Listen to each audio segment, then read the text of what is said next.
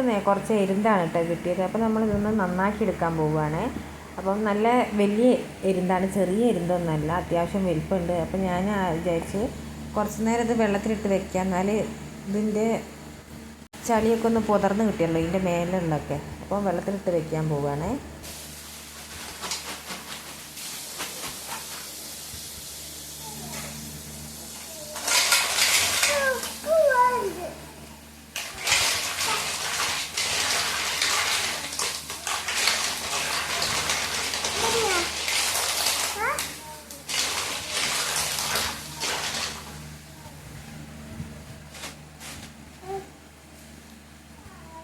അപ്പോൾ നമ്മളൊക്കെ വെള്ളത്തിലിട്ട് പുതർത്തി വെച്ചിട്ടുണ്ട്. പുതർത്തി വെച്ചതിനെക്കൊണ്ട് ചളിയൊക്കെ ഒന്ന് വേഗം ഇളകിയിട്ടുണ്ട്.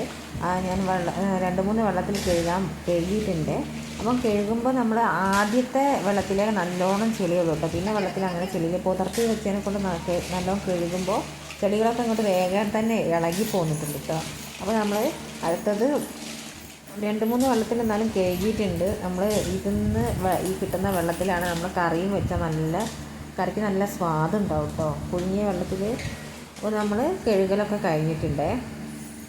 ഇനി നമ്മൾ ചെമ്പിലേക്ക് ഇട്ടിട്ട് നമ്മൾ പുഴുങ്ങിയെടുക്കാൻ പോകും കേട്ടോ. പുഴുങ്ങിയെടുക്കുമ്പോൾ നമ്മൾ എക്സ്ട്രാ വെള്ളം ഒന്നും ചേർക്കണ്ട. നന്നായിട്ട് ഹൈ ഫ്ലെയിമിൽ തന്നെ വെച്ച് കത്തിച്ചിട്ട് നമുക്ക് ഇത് പുഴുങ്ങിയെടുക്കാം കേട്ടോ. അപ്പോൾ എന്താ പറയുക, ഈ എരുന്തിൽ തന്നെ വെള്ളം ഇങ്ങനെ താഴോട്ട് ഇറങ്ങി വരും. ആ വെള്ളം നമുക്ക് കുക്ക് ചെയ്യാൻ ഉപയോഗിക്കാം. എന്നാലും കറിക്ക് നല്ല സ്വാദുണ്ടാവുള്ളൂ. അപ്പോൾ നമ്മൾ അടച്ച് വെച്ചിട്ട് വേവിച്ചെടുക്കാൻ പോകാം കേട്ടോ. കാരണം നമ്മുടെ എരുന്ത് നന്നായിട്ട് വെന്ത് കിട്ടിയിട്ടുണ്ട്, എല്ലാം നല്ല തുറന്നിട്ടുണ്ട്. ഇനി നമ്മളത് നന്നാക്കി എടുക്കാൻ പോവാണ്.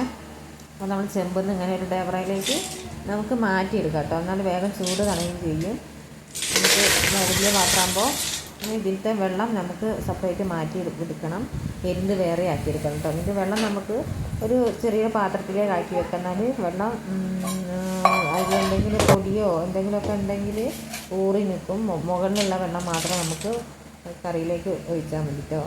ഈ വെള്ളം ഒരിക്കലും മിക്സ് ചെയ്യരുത്.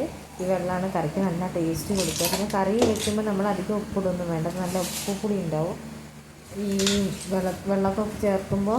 അപ്പോൾ നമുക്ക് അതിനനുസരിച്ചൊക്കെ ഉപ്പ് ചേർത്താൽ മതി കേട്ടോ. അപ്പോൾ നമ്മൾ അടുത്ത വെള്ളം മാറ്റിയെടുക്കുകയാണ്. ഈ വെള്ളം മാറ്റിയെടുക്കുന്നതിനെ കൊണ്ട് വേറൊരു ഗുണം കൂടെ ഉണ്ട്. നമ്മൾ എരുന്തിന് ഇതിൻ്റെ ചൂട് വേഗം ഒന്നും പോയി കിട്ടും കേട്ടോ. ഈ വെള്ളം കൂടെ ആയി നിൽക്കുമ്പോൾ ചൂട് അങ്ങനെ പോവില്ല. അപ്പോൾ ഒരു പാത്രം നമ്മുടെ പാത്രം വെള്ളം കേട്ടോ.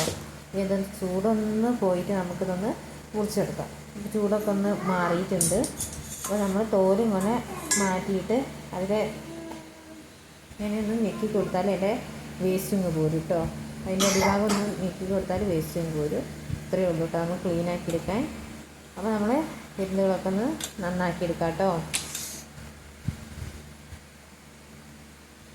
ഒന്ന് പ്രസ് ചെയ്താൽ മതി, വേസ്റ്റ് പോരും. അപ്പോൾ ഇത്രയേ ഉള്ളൂ കേട്ടോ. Thank you.